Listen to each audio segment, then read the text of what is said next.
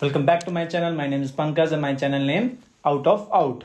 So today we start the chapter 4 quadratic equation standard concept हम करने वाले हैं। ठीक है, इस वीडियो में करेंगे स्टैंडर्ड से स्टैंडर्ड कॉन्सेप्ट करने वाले हैं जिससे आपको कोई भी मार्क्स लूज ना करो। ठीक है, तो हमारा इसमें क्या करना है, हम डिस्कस क्या करने वाले हैं, हम नेचर और रूट का ग्राफ करने वाले हैं। जिससे देखो इसको करना क्यों जरूरी है, देखो आपको बोलोगे कि आप एनसीईआरटी बुक में है नहीं, फिर भी सर आप बता रहे हो।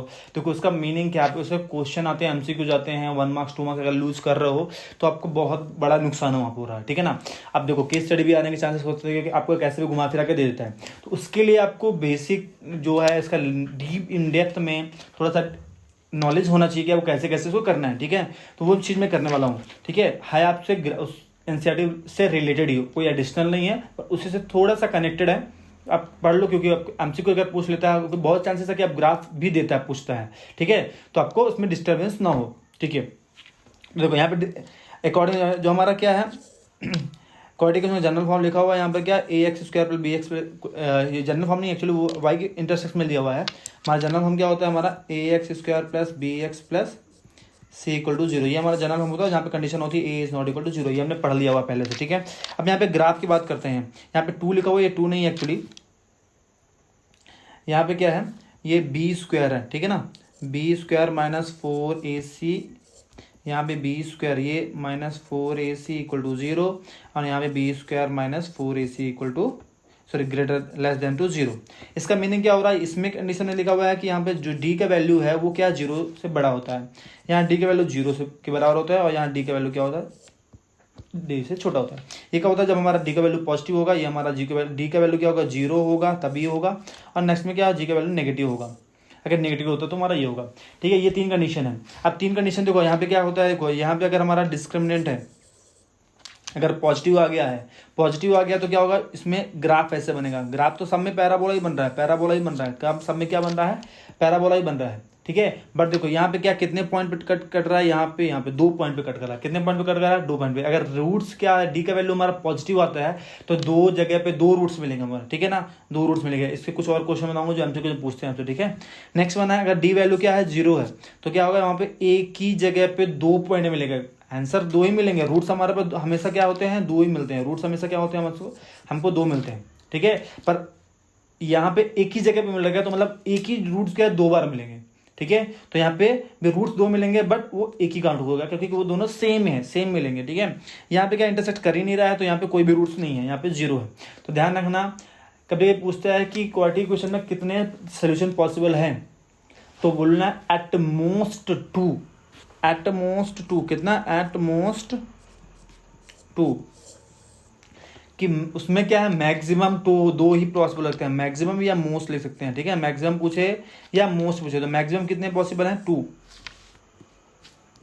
मैक्सिमम कितने पॉसिबल है, 2। दिमाग में रखना है कि जब भी पूछेगा कि इसमें कितने, तो यहाँ पे आंसर हमारा 0 हो सकता है, 1 भी हो सकता है और 2 भी हो सकता है, तीनों चीजें हो सकती है। ये क्वेश्चन बहुत इंपॉर्टेंट है, ये क्वेश्चन बहुत ज़्यादा ही इंपॉर्टेंट है, दिमाग में रखना, बैठा लो, ये क्वेश्चन बहुत ज़्यादा इंपॉर्टेंट है। तो ये हमारा कभी कभी दिमाग उसमें पूछते हैं कि आपको क्या करना है, इसमें कैसे कैसे आपको आएगा कि क्वाड्रेटिक इक्वेशन में कितने मैक्सिमम सोल्यूशन हो सकते हैं या कितने रूट्स मैक्सिमम हो सकते हैं, तो एटमोस्ट 2 बोलना है। ठीक है ना, कितना बोलना है, एटमोस्ट 2 बोलना है। ठीक है, वेरी गुड।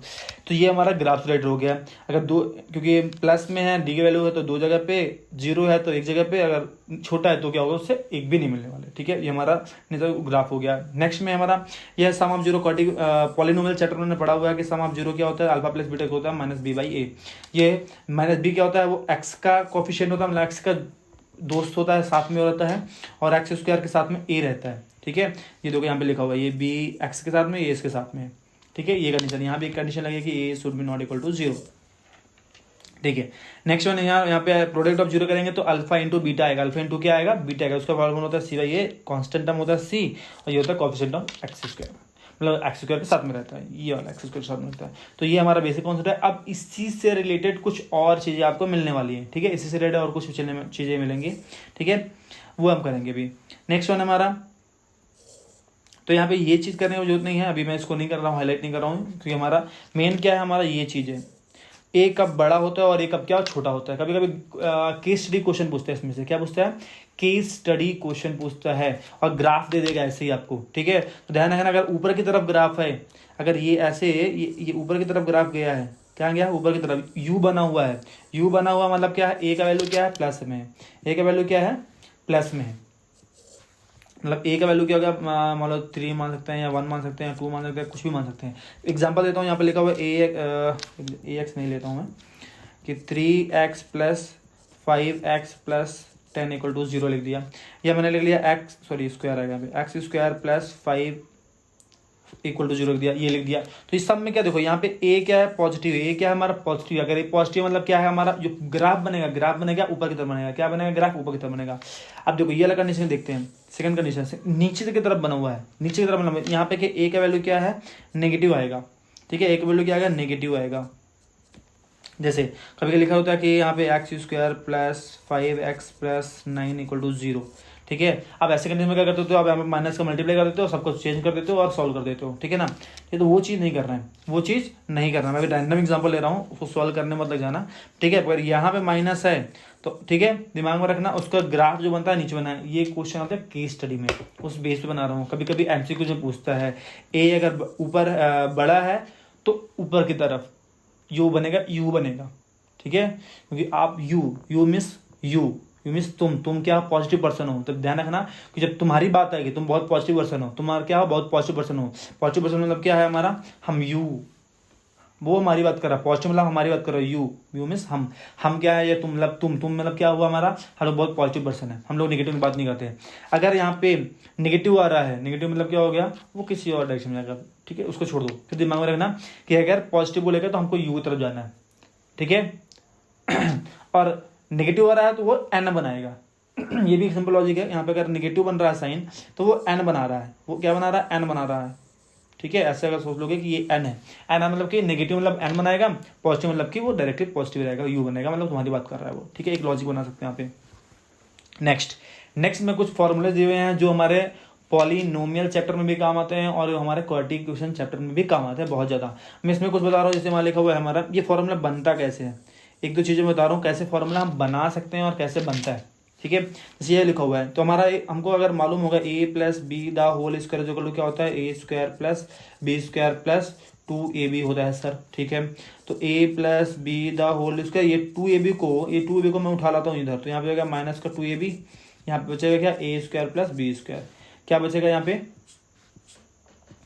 बचेगा हमारा a स्क्वायर प्लस। अब देखो अगर यही चीज़ अगर मैं अल्फाबेटिक फॉर्म में लिख दूँ तो ये वाला पार्ट जो है, ये ग्रीन वाला पार्ट यहाँ पे, ये ग्रीन वाला लिखा हुआ है, ठीक है। ये पिंक वाला पार्ट यहाँ पिंक पे लिखा हुआ है, ठीक है। बस आपको समझ जाओगे, आप समझ जाओगे। ए की जगह में अल्फा लगा देना है, बी की जगह में क्या लगा देना है, बीटा लगा देना है। ए की जगह में अल्फा और बी की जगह में बीटा, वेरी गुड, ठीक है, ये लगा देना, बस हो गया, काम हो गया, ठीक है। तो यहाँ पे ऐसे क्यूब का भी करना है, सेम चीज़ हमारा क्यूबिक का फॉर्मूला लगा लेना है कि हमारा a प्लस बी का होल क्यूब, देखो यहाँ पे कभी माइनस में भी आता है, वो दिमाग में रखना, ठीक है ना। a प्लस बी का होल क्यूब क्या होता है, a cube plus B cube plus 3ab and a plus B. इसको उठा लो इधर तो क्या हो जाएगा, a plus B the whole cube minus का हो जाएगा 3ab, यहाँ पे जाएगा a plus B is equal to a cube plus B cube.